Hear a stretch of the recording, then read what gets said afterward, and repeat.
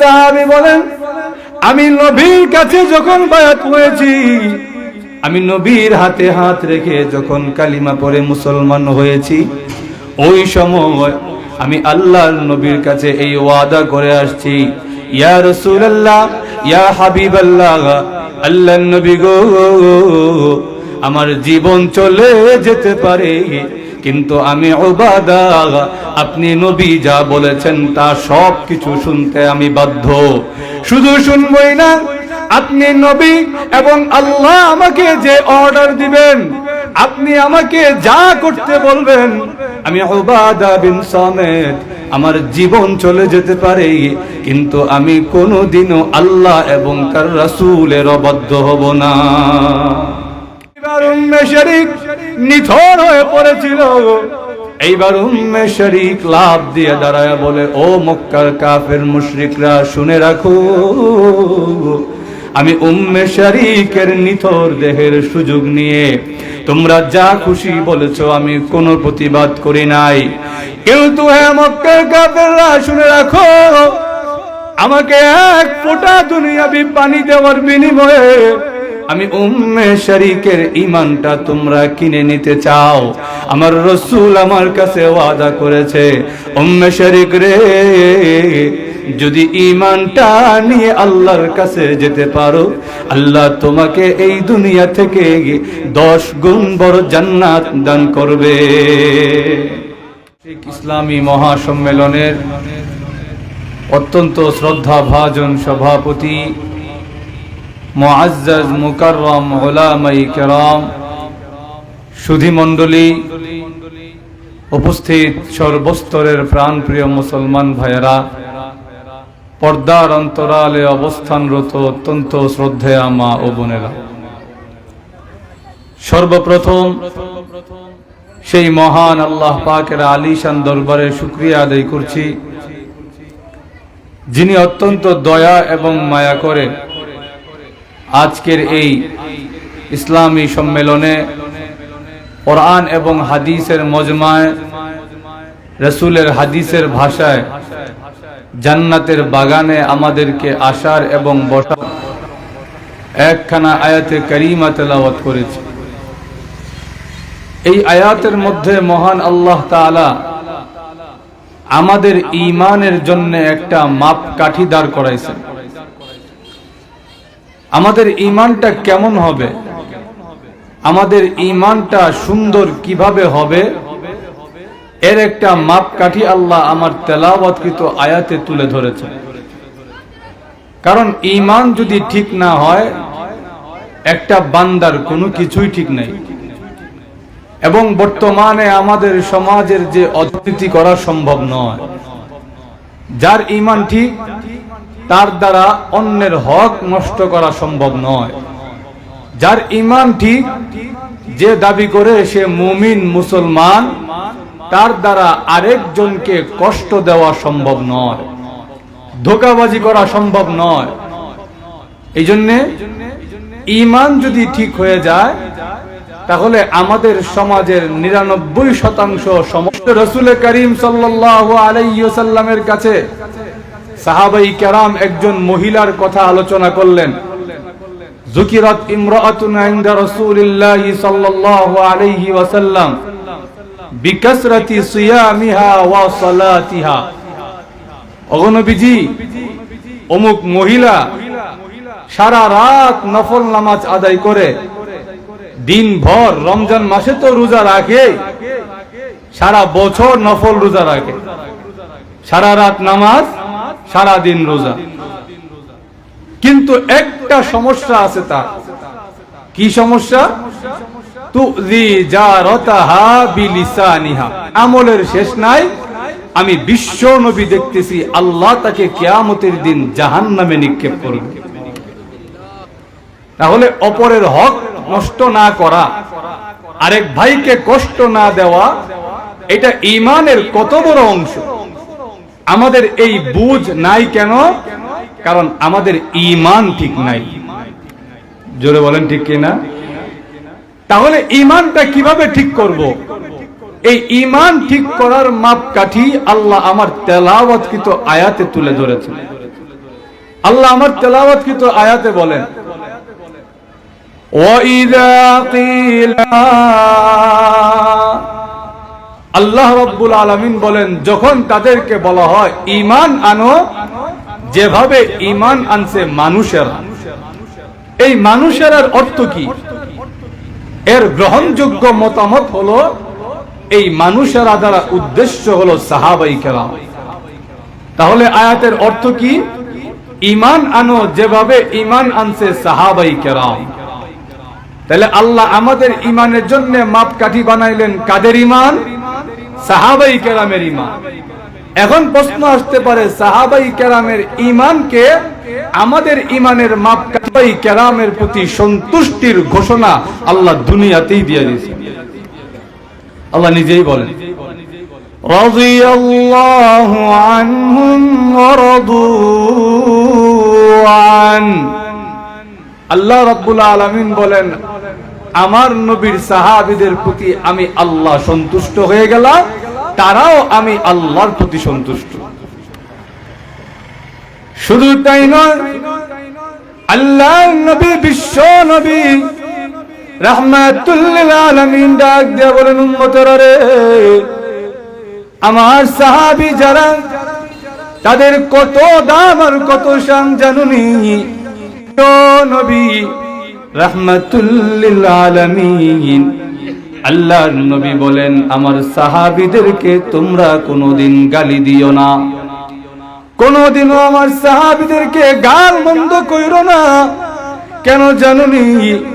আমার সাহাবীদেরকে আল্লাহ এমন ভাবে কবুল করে নিয়েছেন, তোমরা যদি উহুদ পাহাড় পরিমাণ স্বর্ণ আল্লাহর রাস্তায় দান করে দাও, আর আমার সাহাবী যদি আধা সের স্বর্ণ আল্লাহর রাস্তায় দান করে, তবুও তোমার উহুদ পাহাড়ের সমান স্বর্ণ আমার সাহাবীর আধা সের স্বর্ণের সমান হবে না।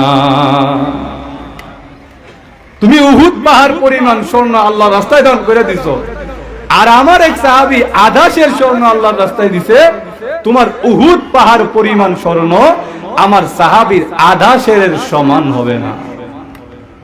এত দাম আর ইজ্জত আল্লাহ তার রাসূলের সাহাবীদেরকে দিয়েছেন।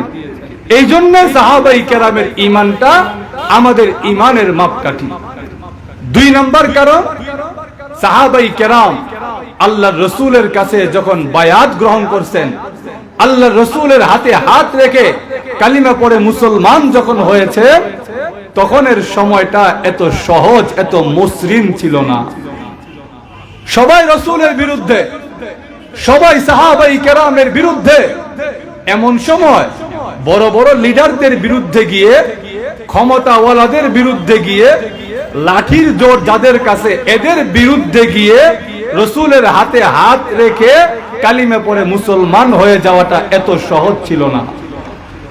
এরপরেও সাহাবায়ে কেরাম রাসূলের হাতে, হযরত উবাদা বিন সামিত রাদিয়াল্লাহু তাআলা আনহু ডাক দিয়ে বলেন, বায়াতুন নবী সাল্লাল্লাহু আলাইহি ওয়াসাল্লাম লিস-সামঈ ওয়াত-তাআ ওয়ান-নুসহি লিকুল্লি মুসলিমিন।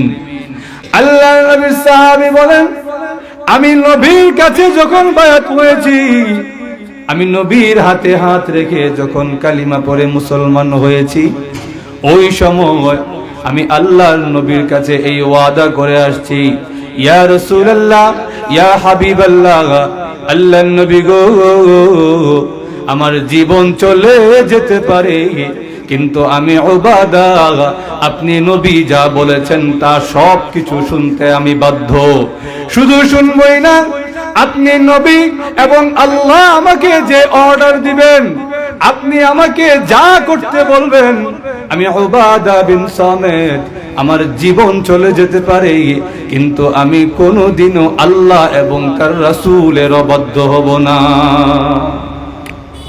এই ওয়াদা করছি হুজুর, আমার জীবন চলে যেতে পারে, আল্লাহ এবং তার রাসূলের অবাধ্য আমি হইতে পারবো না। এই ওয়াদা যে তারা করছেন, জীবনের শেষ মুহূর্ত পর্যন্ত সাহাবায়ে কেরাম এই ওয়াদার উপরে অটল অবিচল ছিলেন। রাহমাতুল লিল আলামিনের একজন মহিলা সাহাবী ছিলেন, সেই মহিলা সাহাবীর নাম হলো হযরতে উম্মে শরীক রাদিয়াল্লাহু তাআলা আনহা। উম্মে শরীক রাদিয়াল্লাহু আনহা যখন কালিমা পড়ে মুসলমান হয়ে গেলেন, ওই মুসলমান হওয়ার পরে কাফেররা উম্মে শরীককে নিয়ে মরুভূমিতে চলে গেল। মরুভূমিতে নিয়ে যাওয়ার পরে উম্মে শরীককে শুধু শুকনা রুটি খেতে দেয়।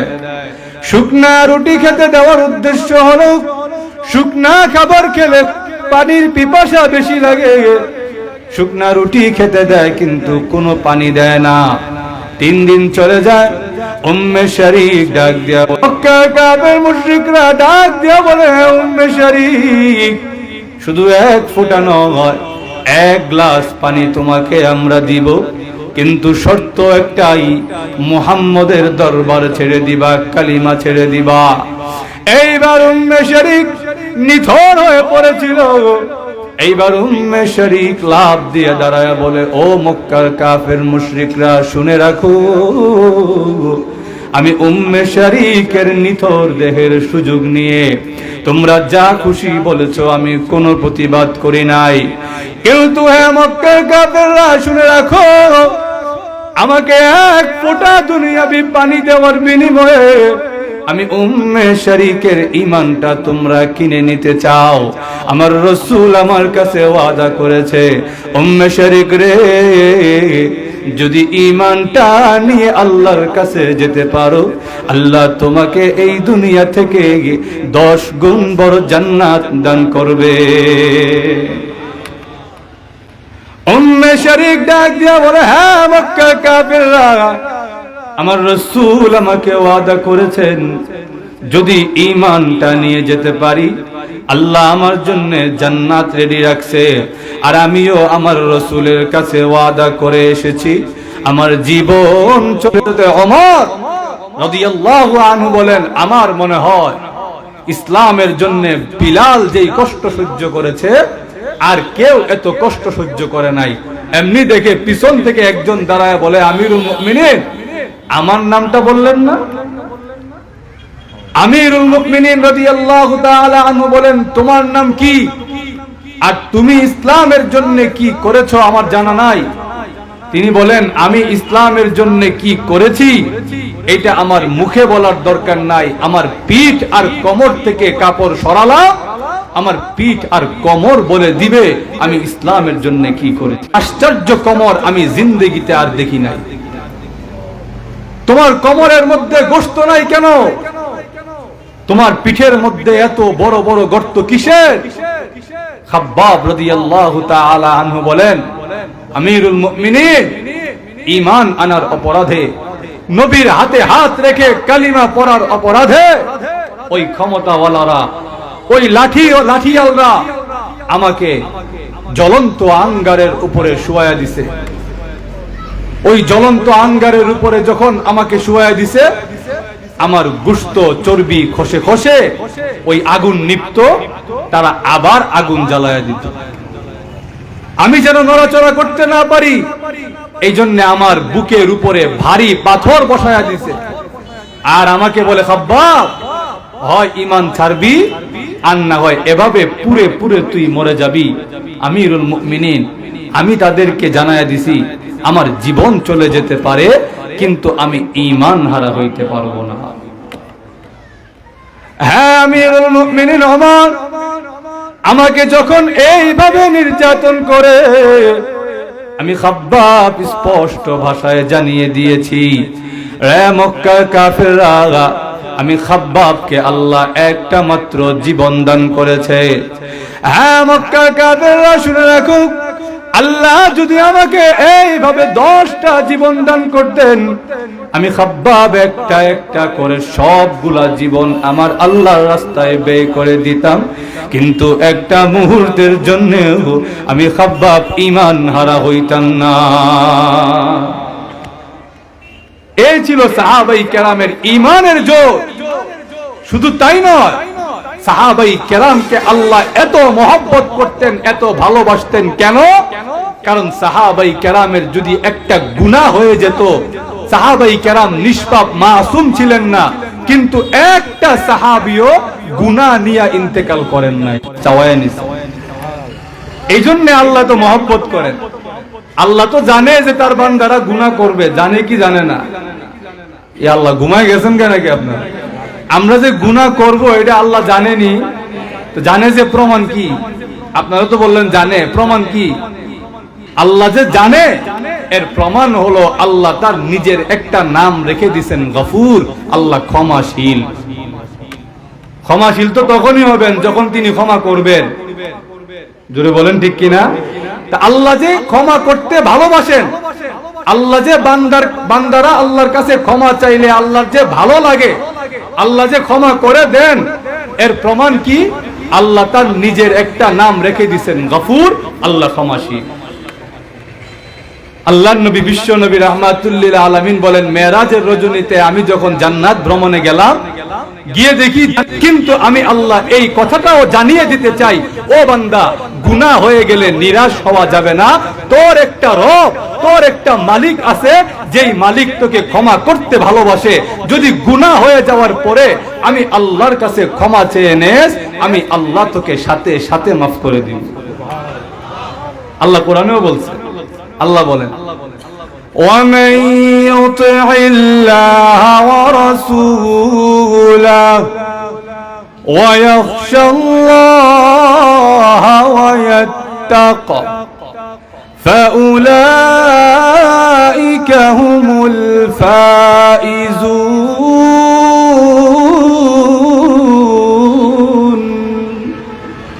আল্লাহ রাব্বুল আলামিন বলেন, আমার যেই বান্দারা ইয়াখশাল্লাহ ওয়া ইয়াত্তাক, গুনাহ করার আগে এবং পরে যারা তাকওয়া অবলম্বন করবে এবং গুনাহ হয়ে গেলে আমি আল্লাহর কাছে তওবা করে মাফ চেয়ে নিবে, আমি আল্লাহ ওয়াদা দিলাম ফাউলাইকা হুমুল ফাইজুন, ওই বান্দারা তাদের জীবনটা আমি আল্লাহর কাছে সার্থক।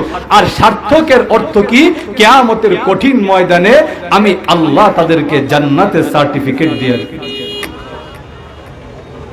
আল্লাহ নবী বিশ্ব নবী রাহমাতুল লিল আলামিন বলেন, আল্লাহ যদি গুনাহ করার পরে চোখের পানি ছেড়ে দিয়া কান্দে, কেমন ভাবে কান্দে?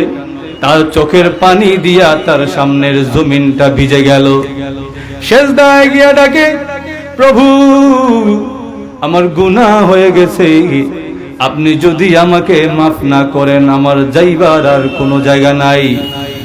এইভাবে যখন চোখের পানি ছেড়ে কাঁদে আর তার চোখের পানি দিয়ে যখন তার সামনের জমিনটা ভিজে যায়, আল্লাহ নবী বলেন, লাম ইউআযযিবুহুল্লাহু ইয়াউমাল কিয়ামা, কিয়ামতের কঠিন দিবসে আল্লাহ রাব্বুল আলামিন তার ওই বান্দাকে কোনো আযাব দিবেন না। আল্লাহর কাছে যদি মাফ চায় আল্লাহর কাছে বড় ভালো লাগে। শুধু তাই নয়, আরেক হাদিসে আল্লাহ রাসূল বলেন, আপনারা গাভীর উলান চিনেননি? উলান যেখানে দুধ থাকে, গুনাহ হয়ে যাওয়ার পরে আল্লাহর ভয়ে চোখের পানি ছেড়ে কাঁদবে, ওই লোকটাকেও আল্লাহ জাহান্নামের আযাবে দিবেন না। আল্লাহর কাছে চাইলে আল্লাহ খুশি হন না নারাজ হন? আরো জোরে। এই জন্য আল্লাহ সাহাবাই কেরামকে এত মহব্বত করতেন। কেন? যে সাহাবাই কেরাম গুনাহ হয়ে যাওয়া সিমাত বাইনা উম্মাতিন লাওয়াসিআতুহুম, তার এক তওবা যদি আমার সারা উম্মতের মাঝে ছড়ায়া দেওয়া হইতো, তার এক তওবার কারণে আল্লাহ আমার সারা উম্মতকে মাফ করে দিত। এই জন্য আল্লাহ কোরআনের মধ্যে বলেন, ওয়া'দাল্লাহু আল্লাযীনা আমানু ওয়া আমিলুস সালিহাতি মিনহুম